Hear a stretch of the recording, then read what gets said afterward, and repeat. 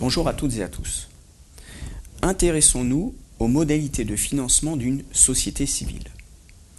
Sur un plan comptable, vous pouvez voir apparaître trois postes. Le poste capital, compte courant ou enfin dette à long terme. Ces différents postes qui traduisent les modalités de financement d'une société civile trouveront leur origine dans des situations différentes selon que notre interlocuteur ait utilisé la société civile pour acquérir un bien ou qu'au contraire, il ait déjà été propriétaire du bien et qu'il envisage l'apport de ce bien à une société civile ou encore sa vente. Première hypothèse. Imaginons que la société civile acquiert un bien. Prenons l'exemple d'un actif immobilier. Cette société pourra recourir à l'emprunt comme l'aurait fait une personne physique. Nous verrons donc apparaître à l'actif du bilan de la société civile le bien acquis, en contrepartie de quoi, au passif, nous aurons le poste dette à long terme qui aura servi à financer l'acquisition du bien.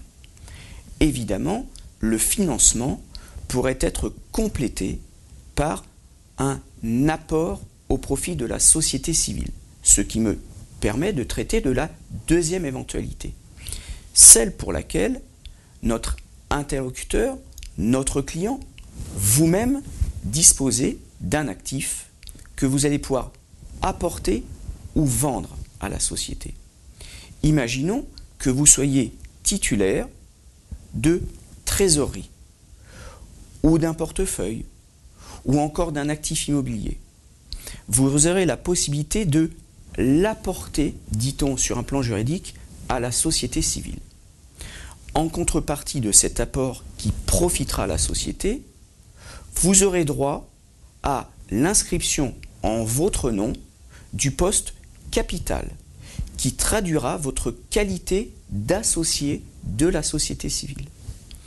Mais on pourrait également imaginer que plus qu'un apport pur et simple permettant d'obtenir des droits sociaux représentatifs du capital de la société, vous ayez souhaité au contraire bénéficier de ce qu'on appelle un compte courant d'associé, où là, en contrepartie de votre apport, eh bien, vous aurez une créance contre la société qui sera inscrite à votre nom.